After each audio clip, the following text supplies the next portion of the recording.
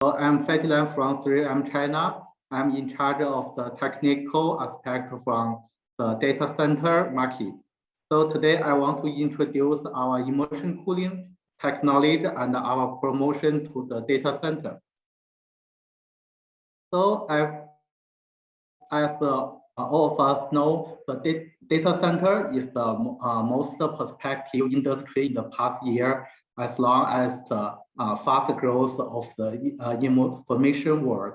So we have seen a lot of more demand about the computer power, especially for the new application and interesting about such as AR, VR, or social network, something like that.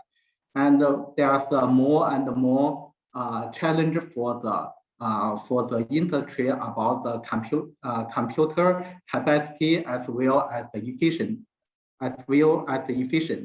We have seen the cloud computing age and the fog computing and as well as a lot of coprocessor that used for this purpose.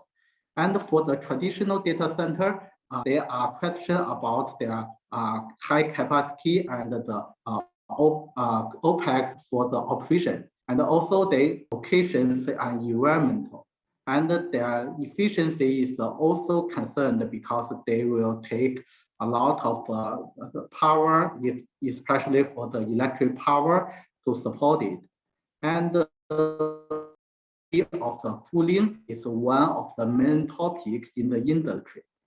Compared the different technology for the cooling based on the presentation of our partner, the leading company in the internet industry, Alibaba. They have used this chart to compare the different technologies for cooling in industry. As their comments, they have compared the traditional air cooling technology as well as the new liquid cooling ones.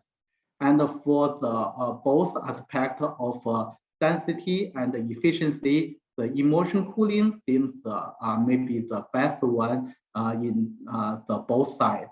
They can support quite high density that is should be impressive to the industry, and the power utility efficiency is quite low than the other technologies.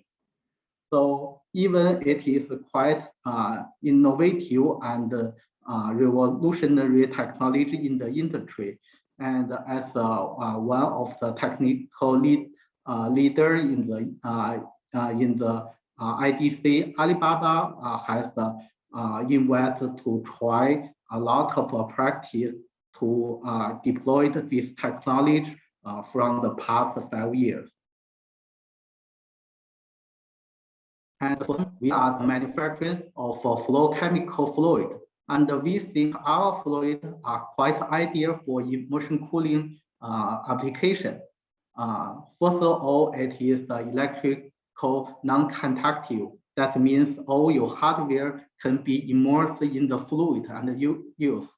And for the immersion cooling operation, it needs quite low energy to cycle the fluid, and the PUE can be low down as low as 1.1 or 1.02. That's maybe quite ideal for the efficiency. And also the fluid is very stable in the chemistry and the physical nature, and has no residue and low viscosity. That means it is easy to maintenance and can deploy for the long time, as long as the lifetime of the hardware and the data center. So we have two portfolios to be selected to meet the application requirement. One, we have our float inert family. That's industry standard for the inert fluid, and with exactly dielectrical properties. And we also have another family we call the brand Novak. It's a feature with a low GWP and quite compatible for the hardware. we have the different application objectives in the industry. The immersion cooling application by the fluid chemistry can be deployed in two different approaches. One is we call the single phase immersion. That means the fluid will be kept in the liquid phase and transfer the heat by its specific heat to the outside cooling water. And the other we call the two-phase or phase change method. That means the fluid will be used is a low boiling point, should be good for the operation temperature of the hardware. So when the hardware is in operation, the fluid will be vaporized and be to be vapor, and the vapor will absorb the heat and then to cut the side with the outside water and then condense back to the fluid. And both applications has their advantages and maybe some of the challenges. And for the single, it uses a high boiling point fluid, so there's easy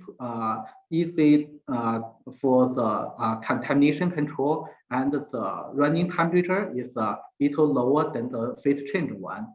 So that means the materials compatibility is also good.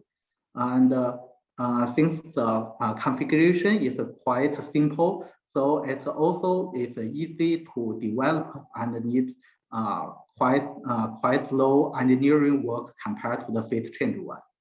But since the heat capacity of the chemical fluid is maybe limited and lower than water, so the power density and the efficiency is maybe relatively lower than the phase change one.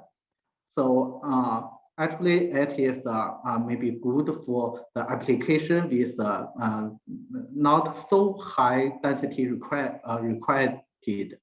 So in the GC area, especially led by Alibaba, will promote the single phase one to the industry. And for the two phase one, because of phase change mechanism, its efficiency is quite enhanced in this kind of cycle method. So it can provide its excellent heat transfer efficiency as well as the density. And if the customer asks for the super performance, they will think about this one. So currently in the collaboration with the leading companies such as Microsoft, we promote this one to realize the high efficiency in the highest efficiency in the industry. As one of the leading company for the fluid chemistry, fluorine fluid is our remarkable product, and the heat transfer is one of the major applications since the born of our product family. The application can be back to half of the century before, and we have built a lot for milestone in industry, such as for the Bitcoin mining system. We have realized as high as 250 kilowatt tank in industry. That means in the same size of rack, the power density is about 50 grade higher than currently. And also the power efficiency is if you evaluate in the POE, is also very impressive. It can reach about 1.01 or 1.02. That means the whole power should be assigned to the IT compute, the hardware computing.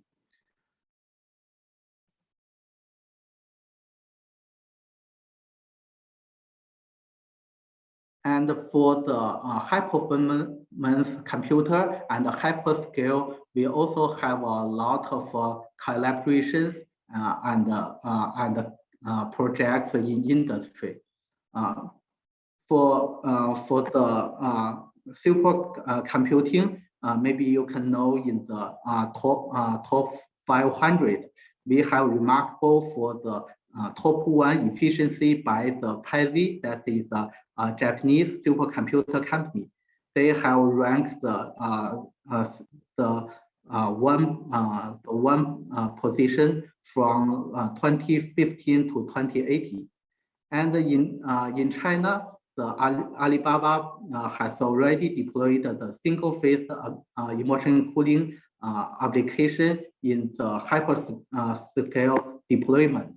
They have not only built a computing room, but also a computing building full of the immersion tanks. We just cite the comments from the Alibaba in the Open Computer Project conference in the 2018. They are not only realize the high density, that is three times higher than the current one, but also demonstrate a very good efficiency. The average PoE is 1.07 in the all season of the year, despite of the season and the environment conditions. And also for the additional values, they also verified the failure rate in the immersion area is also quite reduced. Maybe that's because there is a free of fines, the vibration source, as well as some other contamination from the air. For our own study, we just collaborated with some designing company based on their existing project for hyperscale data center. We compared the immersion cooling configuration with exist data center that is currently in US with 7.5 megawatt power. So from the both capex and opex, it shows the immersion cooling has an advantage in that we can not only reduce the initial investment such as the area, the building fabric, the building construction, as well as a lot of connect the components inside. And also we can be benefit for the low PoE to save the power usage as well as the water usage.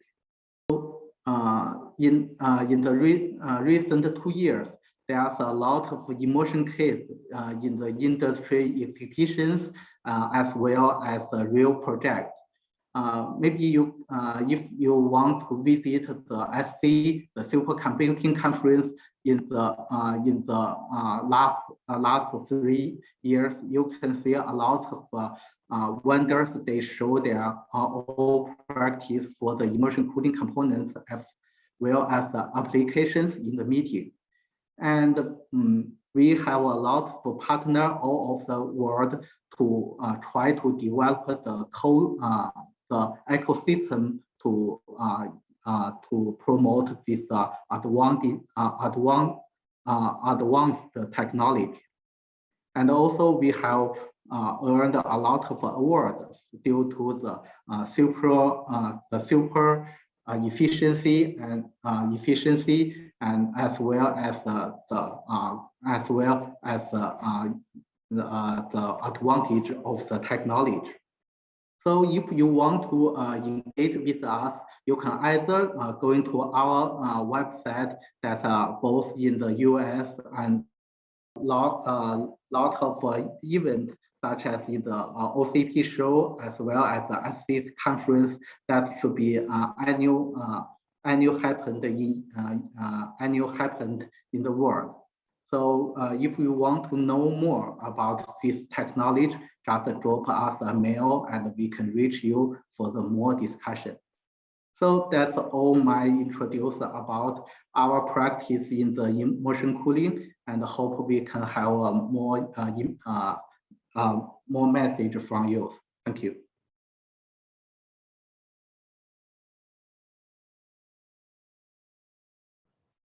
Thank you very much. Welcome to this seminar. My name is Roberto FELISI. I'm working for Vertiv, and I'm in charge of product management globally for the cooling products and the reference for EMEA business. So let's go through some of the solution and trends for what concern the thermal management for data center.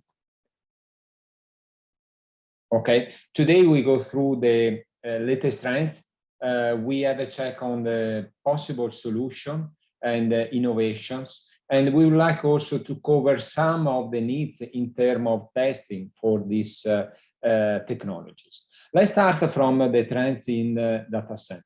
Clearly, on top of our mind, there is sustainability as a top priority. Sustainability is made of several factors. Clearly, our goal is to go towards a direction of net zero carbon footprint. Sustainability is about energy efficiency. It's about a responsible use of water and limiting the use of water. It's also about responsible supply chain and clearly using components, and in particular for the cooling products, refrigerants, with a low impact on the environment, so low GWP refrigerant. A trend very clear is also in terms of lead time for data centers. So the timing to build the data center is getting shorter and shorter, and this implies also on the technology involved, and particularly on the cooling technologies. The size of data center are increasing in terms of modules, and this means that also the size of cooling products and the type of technology might evolve. Last but not least, also the heat density is looking up. And as we have just seen through the presentation of the colleague, this open to other technologies like liquid cooling. If we go a bit into detail, we see that efficiency is driving to a partial PV lower than 1.1. This open to different type of economization, to the use of what we call free cooling in a different type of technologies. And this is even increased thanks to the fact that the temperature to the server are increasing, and this open also to technology like direct to chip.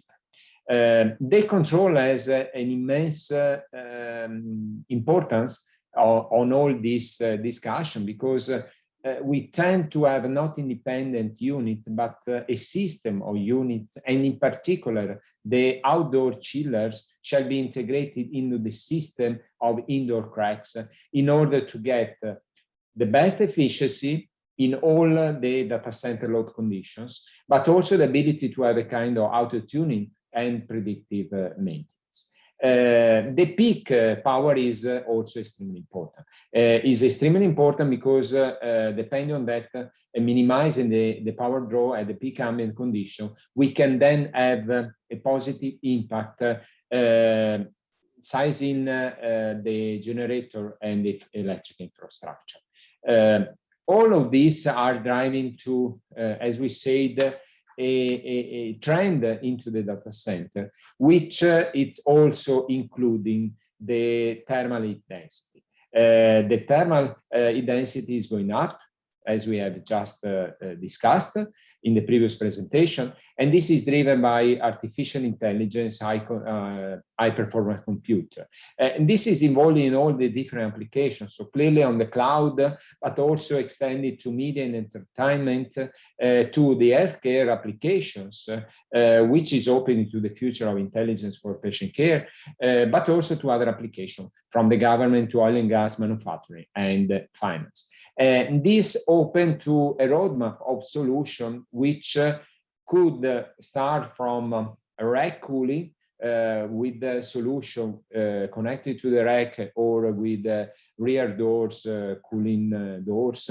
But this open also to direct to chip and single phase, as well as dual phase immersion cooling. If we look broader to a product portfolio, we see that there is a need of technology development, which is not looking just to one single product or technology. We think that the requirements in terms of data center application and the constraints in terms of location, geographical location of the data center, as well as constraints in terms of building, need to have a multiple kind of solution, and not one solution can be fit to all the needs. This is why we think that the market is evolving, and so the technologies, from a traditional room cooling application into an application with chill water system, with the chiller, a free cooling chiller, and adiabatic chiller, and also involving outdoor package unit, either evaporative or with the full DX. Going through the different pillars in terms of technologies, we can cover the DX, the chill water, and the outdoor package. Starting from direct expansion system, clearly this is evolving and is still a major part of the market, thanks to the very high and easy scalability of the system. Here, the application is evolving in order to be able to run a much higher return air temperature, to be able to get supply air temperature into the server and much higher degrees. And this open also to further ways for economization. In particular, we think that within the different form of economization, with air, with water, or with refrigerant, we think that there is a strong use of pump refrigerant economization, which allow to get a reduced total cost of ownership. Clearly, the system must be integrated. Clearly, the outdoor and the indoor unit strongly need a strongly communication and networking in order to get a proper teamwork to adapt to the data center load. If then we pass to the chill water system, clearly we see an increasing need for this, following also the increasing size of the data center. This open to development, which is multiple. I think we think that the development is for sure on the outdoor chillers, evolving in order to get either an inverter-driven technology or an oil-free centrifugal compressors, in order to be able to modulate the cooling capacity and keep always at the minimum both the electrical consumption, as well as, and so the annual partial PUE and the PUE of the data center, as well as also limiting the peak power for the reason we said before. But also involving on the indoor unit which becomes bigger, indoor unit which becomes bigger class, or even they are evolving into a kind of wall, which is becoming cool wall. So the cooling unit, we see that are more and more integrated into the building.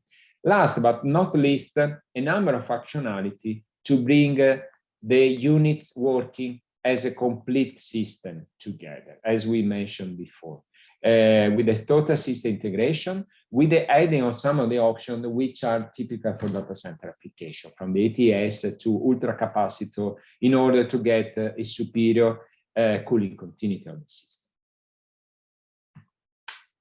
Last but not least, a trend in terms of outdoor package unit. We see more and more the use, particularly in some application, of outdoor package unit. The main reason is time to deploy the system is shorter, and this go together with what we say, the in terms of trend, which to build a data center, the time is more and more limited. But also we have no use of the white space, no need of maintenance and white space, and together with the scalability, which can follow the business of the data center, and so the cooling capacity can grow accordingly. Here we see particularly two trends, and again depends on a number of factors which might become from a location of the data center as well as the constraints of the building. We can play with the evaporative free cooling units, where we have a free cooling effect increased by the evaporation of the water. Clearly, the intelligent way of the use of this technology is to have a clever use of water, to minimize the use of water so that we can maximize efficiency through the year, but keeping under control both the electrical consumption as well as the water, and making sure that we will always use the source of energy, in this case, which is the best in a particular moment according to the outdoor conditions and the load conditions. Not only the evaporative free cooling chiller units, but also a package unit. So more and more we see the application of these kind of units where we have a full DX cooling capacity and where we have economization thanks to an integrated pump refrigerant economizer. Again, maximum scalability. In this case, a particular application where the use of water might be limited or not used at all, and where we want to get anyway maximum efficiency with the best scalability. Last but not least, the liquid cooling system. Liquid cooling, as is a trend, as more the heat density increase, as more we want to save space, and this can end up with different kind of technologies, from an air-cooled IT equipment, which can play from 1 to 20 kilowatt per rack, with the, let's say, conventional good containment. We can extend up to 50 kilowatt per rack with the rear door cooling, as well as with the contained pods. And then we pass to either an hybrid solution with liquid CDU rear door, as well as a truly liquid cooling IT equipment for any liquid loop, and eventually a direct-to-chip and an immersion cooling. This is clearly covering the different needs for the different applications that we have just seen. So not just one technology, but trends which are present on all the major 4 technology from a more conventional direct expansion system into an evolved chill water system, for then introduce an outdoor package, either evaporative or with a full DX, and finally with the liquid cooling.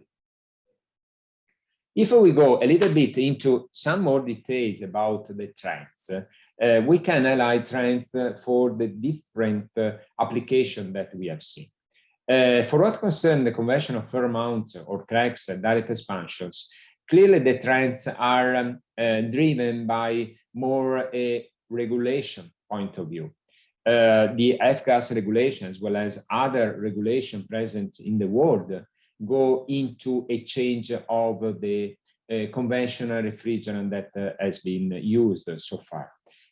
This open to other alternatives, which we need to consider, because the different alternatives might open to an application which is use of refrigerant, which yes, are classified as a low GWP, but are also classified as an HUL, so partially flammable, which open to further discussion into the data center utilizations. This might also have an impact on the more use of other system versus a conventional split system.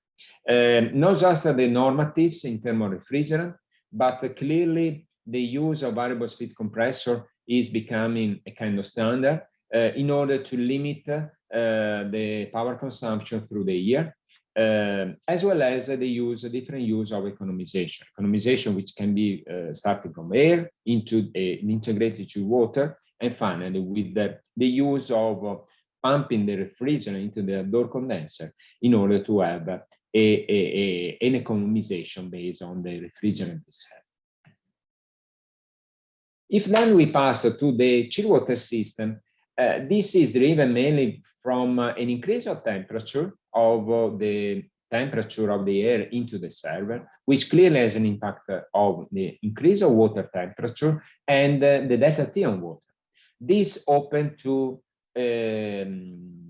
innovation for what concern an increase of economization. So the chiller more and more becomes interesting whenever they are equipped with a free cooling capability in order to add this economization option in the use of chill water system.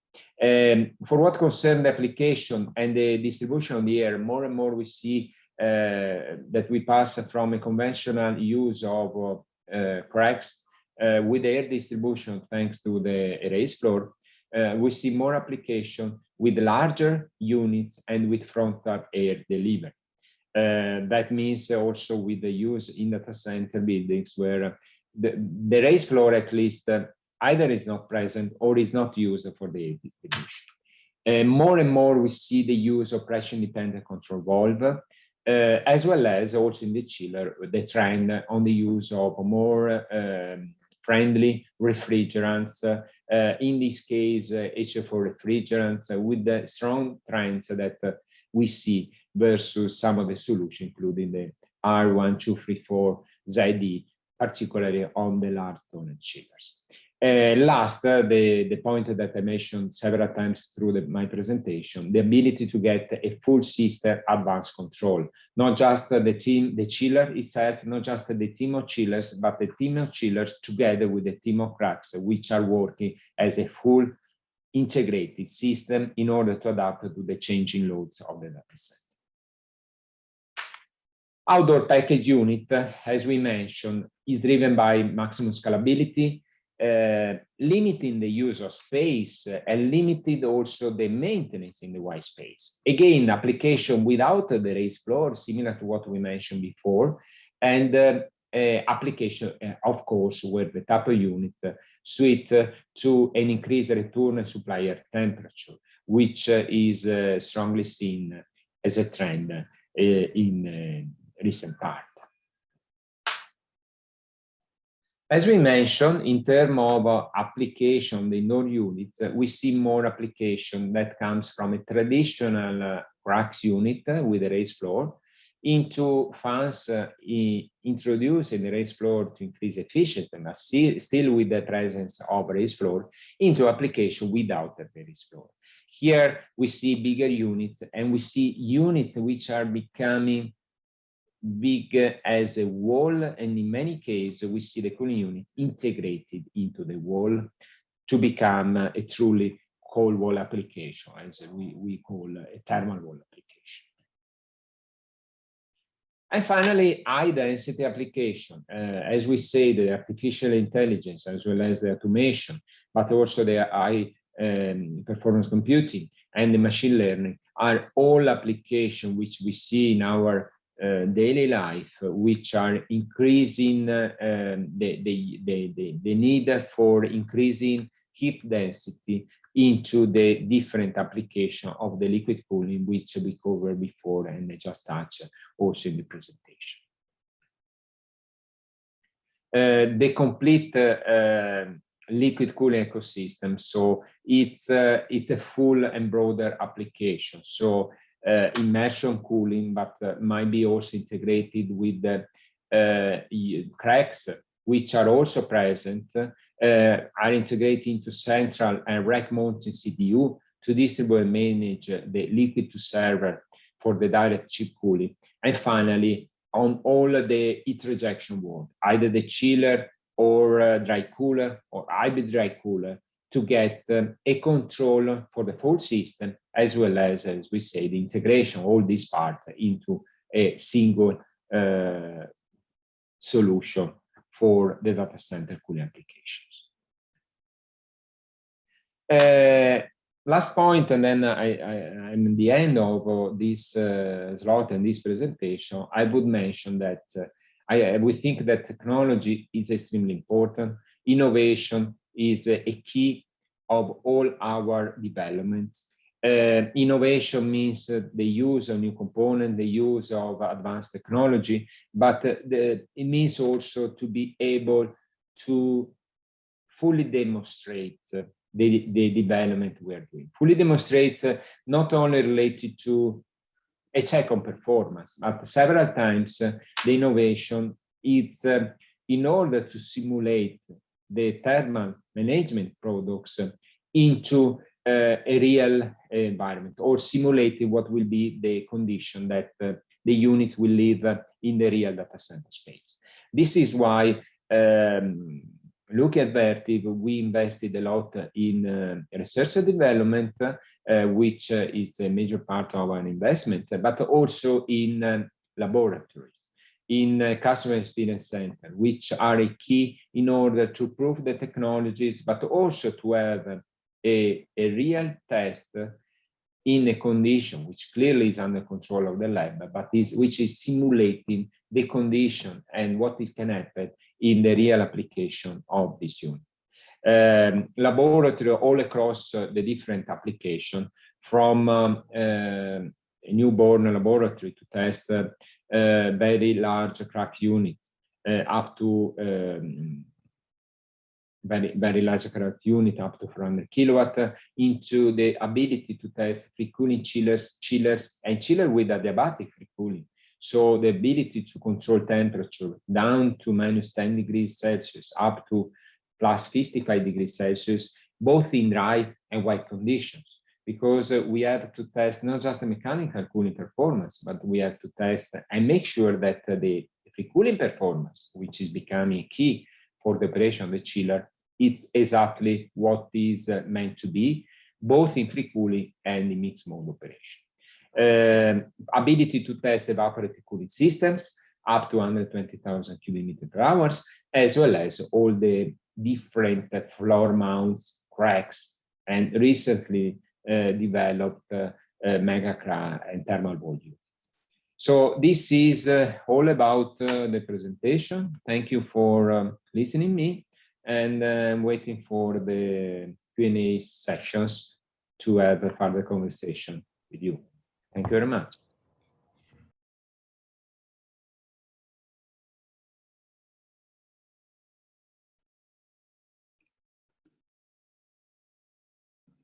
My presentation is about innovative cooling technologies for data center. My name is Zhen Li from Tsinghua University. I have worked in this field for about 15 years. First survey, and then some new systems, new devices. Let's begin a presentation. This is my content. Data center is grows very fast market. About 25% per year increasing, and it covers about 4% of total CO2 emission, 4%. So it's very important to achieve carbon peak and carbon neutral. The energy consumption of data centers can be divided into mainly two parts. Mostly is IT equipment, and another is air conditioning system. It covers about 40%.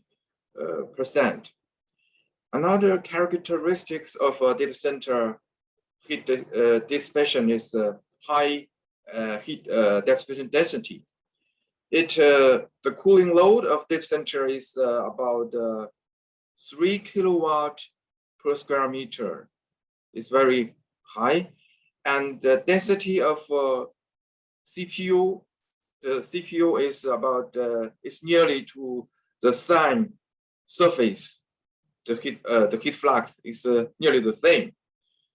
So it's very hard to cooling the data center at a very small delta T. Many researchers working on this field, they focus on three fields. First, cooling scale. As the former speakers, we all focus on the cooling scales. Room level, intercolumn level, rack level, and chip level. And the cooling source, as air cooling or liquid cooling. Liquid cooling is not a refrigerant. It's a cooling source, such as evaporative cooling, use water, or the seawater cooling, or river water cooling. And another important field is control strategy. According to load distribution and operating parameters, through modeling and experiment, use PIT control, field control, and artificial neural net control method to require our high efficiency. But the big problem is for design method, for design point, we have a very high PUE and a very good performance, but for real operation, it's always different. It's because of random condition and partial load. We cannot get the design value. It's mainly because the actual operating parameters are derived from the design values and the independent control of each device, such as Dr. FELISI said, they are independent control of local device and central system. They are not very work together. And also the switching load between the natural cooling, free cooling, and the mechanical refrigeration is not very clear. So the uncoordinated cooling system operating parameters, high operating energy consumption. The cooling technologies, I will introduce these three scale of cooling: room level cooling, row level cooling, and rack level cooling. Room level cooling, it can have some air mixing. We have to lower the temperature of cold source, and it has a higher energy consumption in distributed air. The fan power is very, very high. This is room level cooling. The temperature different between different part. And the room level cooling, if we want to increase the performance, we have to arrange air distribution. Is upflow type, change to downflow type, and uniform of a rack arrangement. We change to back-to-back, face-to-face system, and we have to enclosing the hold or cold aisle to lower the mixing process. And rack level cooling, we can cool the air cool the single rack, so it can avoid air mixing. It will have a higher temperature of cooling source. The disadvantage of rack cooling is, according to the room level, is the system is more complex. The rack level cooling technology, including air cooled, according to the cooling medium, air cooled, and water cooled, and refrigerant cooled. It's three types of rack level cooling. In Tsinghua, my group, in 10 years before, we set up some real door cooling system, use separated heat pipe. It also can be called thermosiphon system, big thermosiphon system, and it's my prototype of real door cooling systems. The most important factors of the system is filling ratio and the type of different refrigerant. So I do many experiments about the filling ratio of a startup system. We tested different temperature difference and the different heat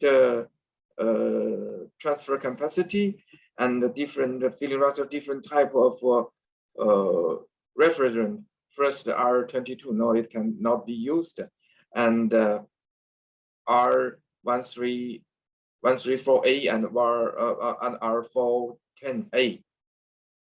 It has different performance. Also, we tried different type of refrigerant, such as CO2. We found that the CO2 have much higher heat transfer coefficient. It's much higher than R134A and R410A.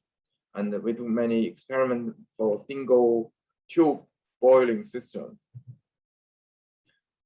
And now we come to server cooling technology, just as Dr. Feddy LAN introduced. They use a different type of immersion type, a different coolant immersion type. And also we have heat pipe type for cold plate, and water type is a single phase, it's two phase. And the immersion type, immersion cooling also have a single phase or two phase system. My group developed a two-stage thermosiphon system. Is I think the most problem of server level cooling is I think two things. The first is the cost, because it's very complex, so it maybe cost more. But just now, Dr. Feddy LAN told me is maybe cheap is a shock for me today. And another problem is the safety. I think it's mainly applied in high HPC system because it's such a system not very care about safety. But I want to solve the system, solve the problem, safety problem and cost of problem. I developed a two-stage thermosiphon system, and I set up two demo projects in China. One is in Inner Mongolia, and another is in Jilin province. I will introduce later. I do many experiments for the two-phase thermosiphon system, for the temperature difference and the startup process. The CPU temperature can be cooled, kept at about 50 degrees C at a power of 150 watt per CPU, and the cooling water is 25 degrees C. Okay, a summary of different cooling terminals. I think the room level, row level, on the rack level, I'm not mean. The rack level is much better than the room level. I think different cooling scale. It has it fit for different heat density. As for heat density of maybe at this point, and if we have room level, we will have a very low energy efficiency. And I give a data of my test. For rack level cooling, I can realize 45 kilowatt per rack. It will have air cooled. It will have a very high energy efficiency. And another is compared with room level cooling, the air supply temperature at the end of the air conditioning at the inter-column level and the rack level can be increased by 4 to 8 degrees C. This is another good, important benefit for us for distributed cooling system. And then analyze for the energy efficiency. For room level cooling, we have about maybe 10 degrees C. If the temperature below 10 degrees C, we will have a total free cooling. For rack level, if below 15 degrees C.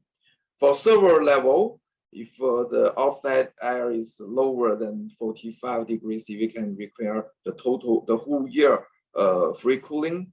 And others for use real door cooling, also this temperature degree.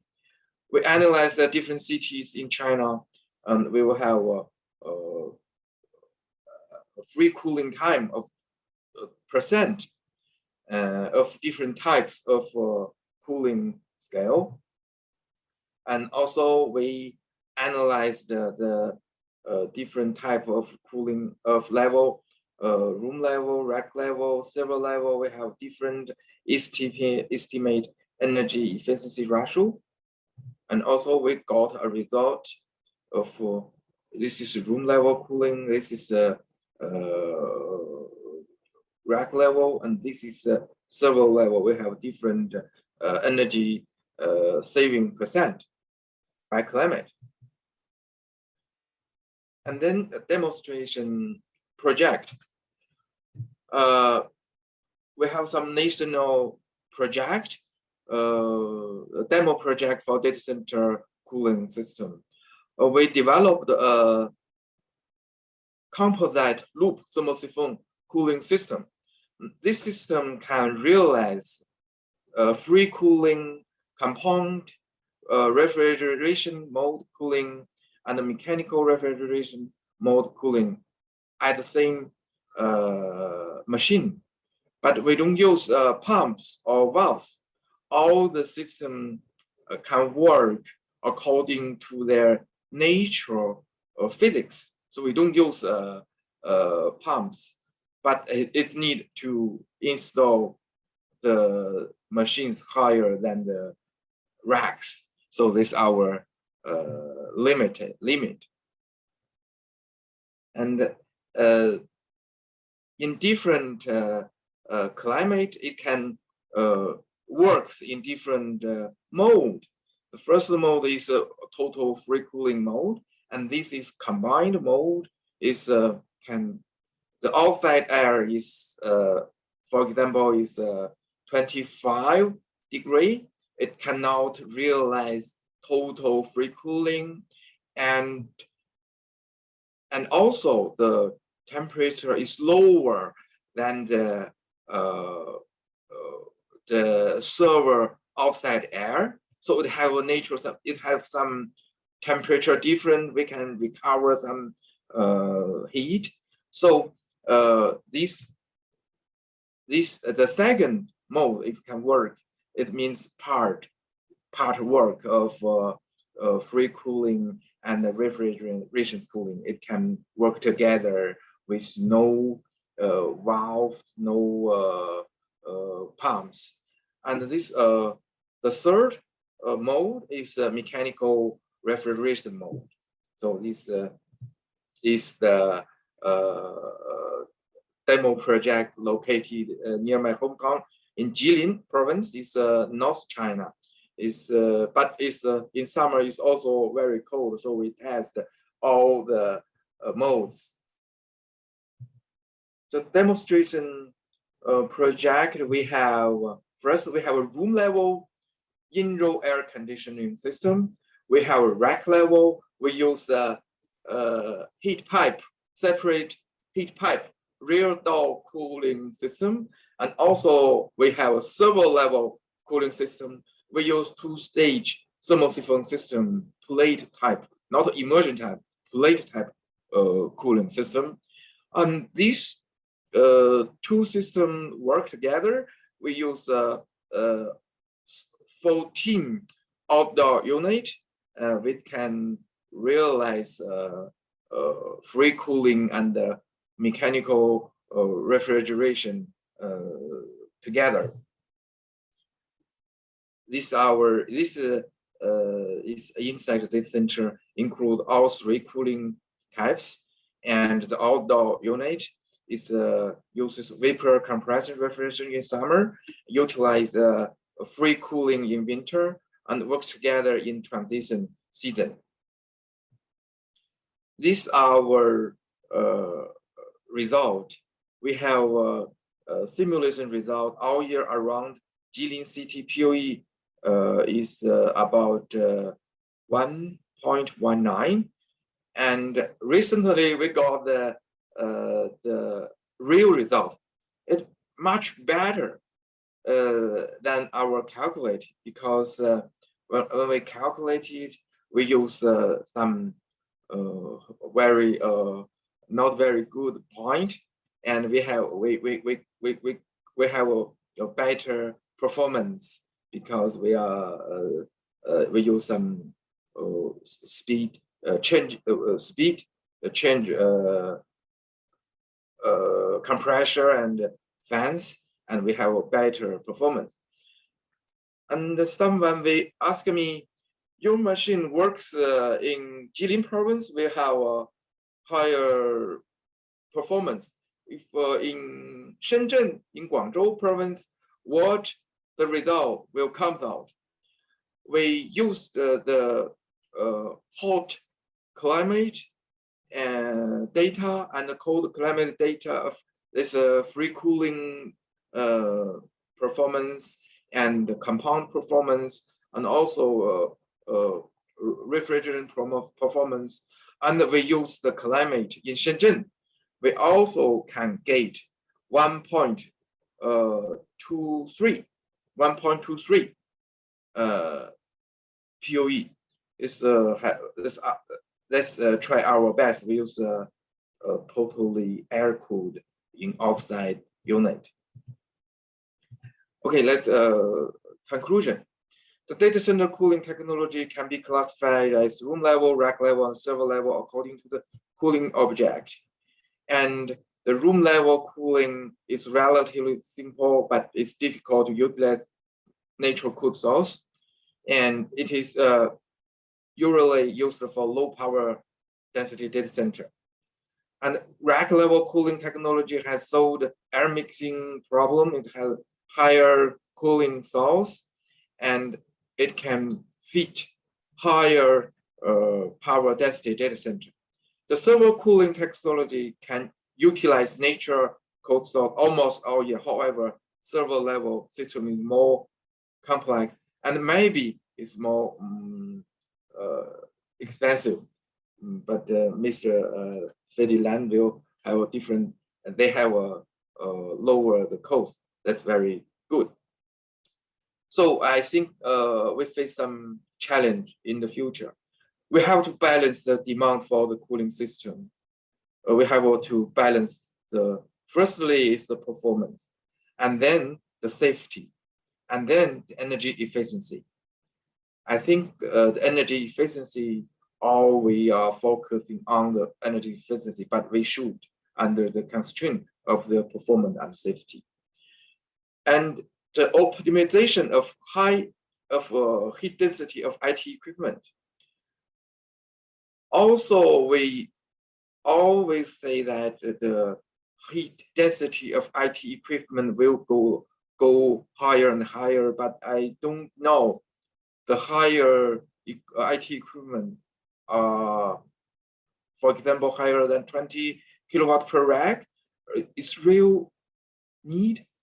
I think if the IT equipment is higher, the power is higher, we will use more UPS. The power supply system will use more huge system, but not very compared to the IT equipment.